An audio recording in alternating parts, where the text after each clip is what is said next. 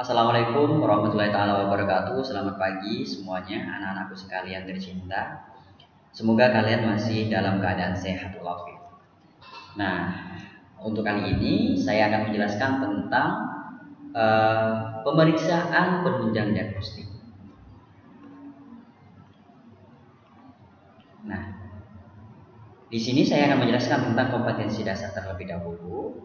Yang pertama adalah kompetensi dasar yang harus anak-anakku sekalian pahami.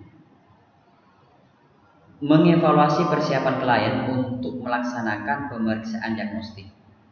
Yang kedua adalah melakukan pemeriksaan tindakan persiapan klien dalam melaksanakan pemeriksaan diagnostik. Dan yang kedua, ini materi pokok yang akan saya sampaikan di sini. Definisi pemeriksaan diagnostik itu sendiri. Yang kedua, persiapan untuk pemeriksaan diagnostik. Dan yang ketiga, persiapan pengambilan spesimen. Nah, ini nanti kita akan pelajari di bab ini. Selanjutnya, pencapaian yang harus anak-anakku sekalian capai itu yang pertama adalah menjelaskan pengertian pemeriksaan diagnostik. Yang kedua, siswa mampu menjelaskan persiapan untuk pemeriksaan diagnostik. Yang ketiga adalah siswa mampu menjelaskan persiapan pengambilan spesimen. Oleh sebab itu, ini harus benar-benar dipahami betul, dan nanti untuk lebih jelasnya supaya nanti tidak hanya teori saja, nanti bisa dilakukan bersama saya. Nah, selanjutnya saya akan membahas tentang definisi. Selanjutnya kita masuk ke inti. Sekarang kita masuk ke definisi. Nah, di sini ada dua definisi. Ini sangat berbeda. Dia pemeriksaan diagnostik dan pemeriksaan laboratorium itu berbeda. Kalau pemeriksaan diagnostik itu penilaian klinis terhadap respon individu terhadap suatu penyakit. Nah, ini penilaian klinis terhadap respon individu terhadap suatu masalahnya. Kalau pemeriksaan laboratorium itu tindakan khusus dengan cara pengambilan sampel dari pasien tersebut. Nah, di sini perlu saya jelaskan sebentar. Pemeriksaan diagnostik ini untuk menentukan diagnosa, sedangkan pemeriksaan laboratorium ini untuk memperkuat diagnosa yang sudah ditegakkan. Bisa dipahami? Nah, selanjutnya di bawah ini tujuan dari pemeriksaan penunjang diagnostik ini apa? Nah, ini ada beberapa tujuan. Ya, yang pertama adalah menemukan penyakit yang mungkin gejalanya belum jelas. Nah, yang kedua, memberikan ketenangan pada pasien. Contohnya nih, pasien masih belum tenang nih. Saya kankernya ganas atau enggak gitu.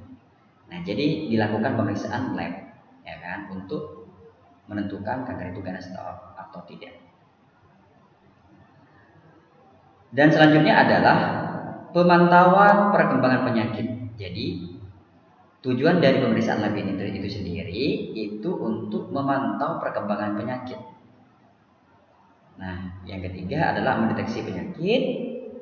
Yang kelima adalah pemantauan pengobatan supaya pengobatan ini tepat.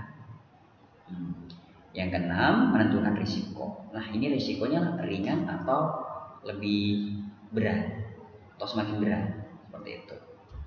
Dan yang terakhir adalah screening. Nah, jadi untuk pemeriksaan lab ini bisa digunakan untuk screening. Contohnya kita mau masuk kuliah atau mau masuk kerja, itu di screening terlebih dahulu. Dilakukan pemeriksaan lab, mulai dari darah ataupun urin. Ya. Nah, untuk selanjutnya di sini ada yang namanya pengambilan sampel spesimen. Pengambilan sampel atau spesimennya, tapi nanti itu terakhir. Dan sekarang kita masuk ke persiapan. Nah, disinilah yang perlu kita siapkan sebelum pengambilan sampel ini dilakukan. Maka apa saja yang harus dipersiapkan? Pertama, yang perlu kita siapkan adalah formulir. Tentunya formulir ini mulai dari pengisian formulir, contohnya dari identitas pasien itu harus diisi formulirnya, pengambilan sampel apa yang harus apa yang diperintahkan atau yang diorder. Contohnya nih, saya diminta oleh dokter untuk melakukan pengambilan darah untuk pemeriksaan gula darah semisal, gula darah sewaktu. Maka formulir inilah harus jelas di nantinya yang diisi. Jangan sampai disuruh disuruh pemeriksaan gula darah sewaktu di lab ternyata tulisannya beda. Seperti itu. Mulai formulir ini jangan sampai lupa, pastinya formulir ini ada nama identitas pasien. Nah, yang kedua yaitu persiapan pasien. Persiapan mulai dari pasiennya itu tempatnya di mana harus disiapkan terlebih dahulu. Entah itu pasien itu mau tidurankah atau diambil dengan cara duduk, seperti itu ya. Dan persiapan pasien itu tidak lupa juga tentang pasien kalau pengambilan darah semisal itu harus puasa terlebih dahulu, gitu kan? Nah, itu termasuk di persiapan pasien. Nah, alat ini harus sesuai dengan jenis pemeriksaan apa yang akan kita lakukan. Kalau pemeriksaannya tentang dahak, berarti tabung botol untuk dahaknya, tidak usah pakai squid dan lain sebagainya, ya enggak? Nah, harus sesuai dengan pemeriksaan yang kita akan lakukan. Nah, untuk selanjutnya adalah tentang di sini tentang pengambilan sampel. Sekarang masuk ke materi inti. Nah, sekarang ini pengambilan sampel. Saya akan menjelaskan tentang pengambilan sampel darah.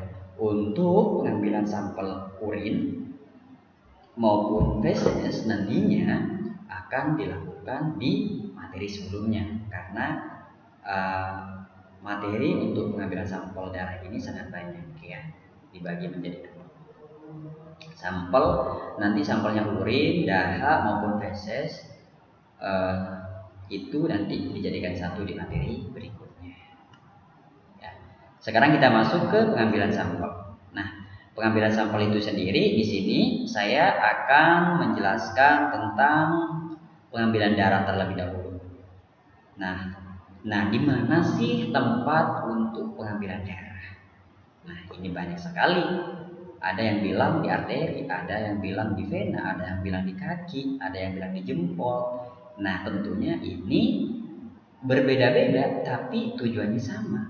Tujuannya apa? Untuk mengambil darah.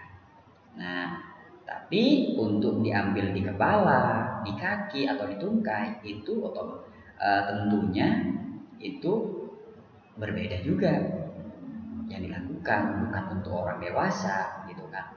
Kecuali sudah tidak ada tempat lagi di tangan ataupun di tempat lain, baru nanti diambilnya di kepala ataupun di daerah-daerah tertentu seperti itu.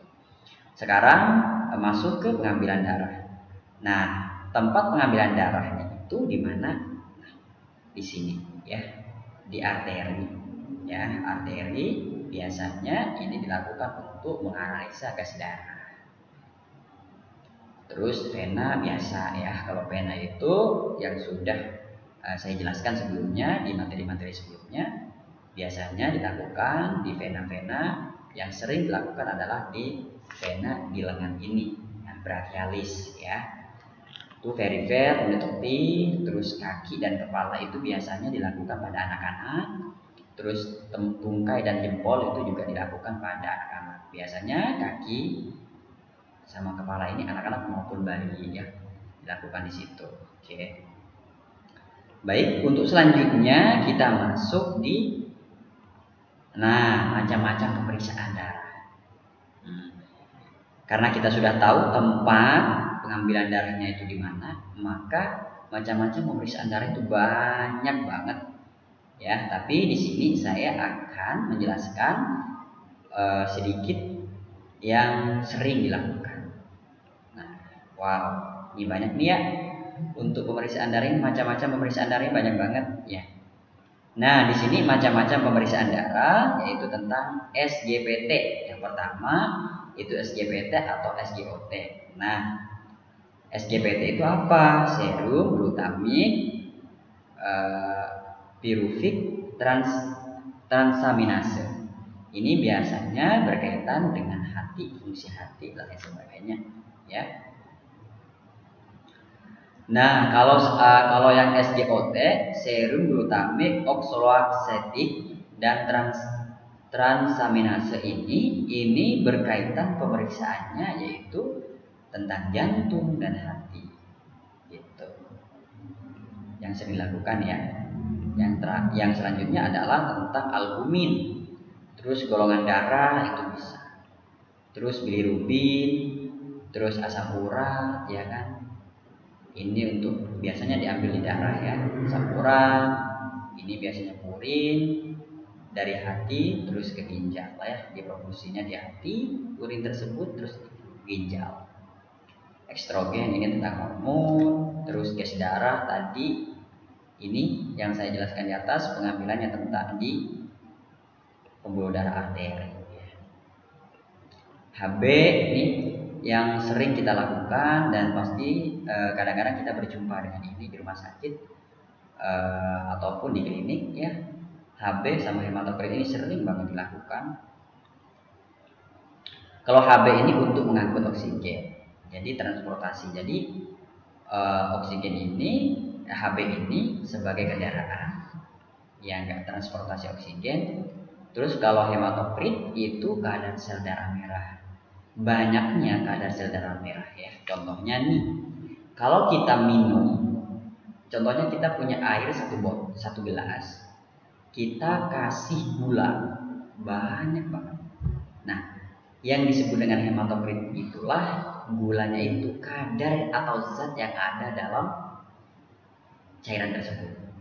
Nah, dalam darah tersebut ya, kadar sel darah merah yang ada dalam di dalam apa ya, kadar sel darah merah ya. Oke. Jadi kalau masih bingung tentang ini, kalian beli minuman atau jus ya. Airnya kan sedikit tuh, airnya plasmanya sedikit atau airnya sedikit. Nah, kita masukin misal kita beli es kelapa nih. Nah, es kelapanya itulah yang disebut dengan hematokrit. Nah, kadar kelapanya, oh iya saya beli es cuman airnya doang nih, kelapanya nggak ada, berarti hematokritnya kurang, sama dengan darah kayak gitu ya. Jadi fungsinya seperti itu untuk mengetahui keadaan sel darah merah. Selanjutnya adalah trombosit. Nah, trombosit ini adalah ini untuk fungsinya untuk menghentikan perdarahan ya, trombosit ya. Yang terakhir adalah yang selanjutnya adalah BUN. BUN ini adalah butyria nitrogen. Ini adalah sisa metabolisme protein yang dibuat oleh hati ya. Ya, nanti ini BUN ini nanti berkaitan dengan ginjal ininya nanti juga ya kan. Nah, terus selanjutnya trigliserid. Nah, biasanya ini trigliserid ini asam lemak yang dihasilkan oleh karbohidrat. Ya. Terus kreatinin diproduksi di hati, terus dan masih banyak banget untuk pemeriksaan darah. Nanti untuk lebih jelasnya, mulai dari alat yang perlu kita siapkan di laboratorium. Nah, ini contoh, tapi ini di sini tidak jelas ya, karena saya ngambil fotonya itu ngambilnya dari internet ya. Minta kirim internetnya. Nih, banyak banget ya. Ini pemeriksaan darah saja ini banyaknya minta ampun, banyak banget. Jadi kita harus benar-benar tahu ataupun benar-benar paham yang diorder oleh dokter itu apa. Yang diorder semisal pemeriksaannya tentang analisa gas darah, ya udah kita alatnya juga disesuaikan dengan pemeriksaan analisa gas darah. Nah, selanjutnya kita masuk di pemeriksaan selanjutnya. Di materi selanjutnya itu ada tentang persiapan alat. Alat-alat apa sajakah yang perlu dipersiapkan oleh anak-anak sekalian? Nah, nih, alat-alat apa saja tergantung dari pemeriksaan ya. Kalau pemeriksaan darah sekilas sangat simpel. Perla atau pengalas, terus handscoon, bengkok, alat sesuai jenis pemeriksaan. Alat sesuai jenis pemeriksaan ini harus disesuaikan. Kapas alkohol dan jarum. Nah, disinilah untuk pemeriksaan darah, materi-materi tentang pemeriksaan darah mungkin di sini cukup sampai di sini. Kalau ada nanti untuk lebih jelasnya dilakukan di laboratorium ya untuk materi-materi ini. Nah, ini sangat simpel sekali, saya buat sesimpel mungkin. Nah, selanjutnya jika nanti kalau ada pertanyaan boleh nanti di grup maupun di YouTube ya. YouTube bisa dilihat nanti. Oke. Dan untuk selanjutnya saya akhiri. Wassalamualaikum warahmatullahi taala wabarakatuh. Sampai jumpa di pertemuan berikutnya.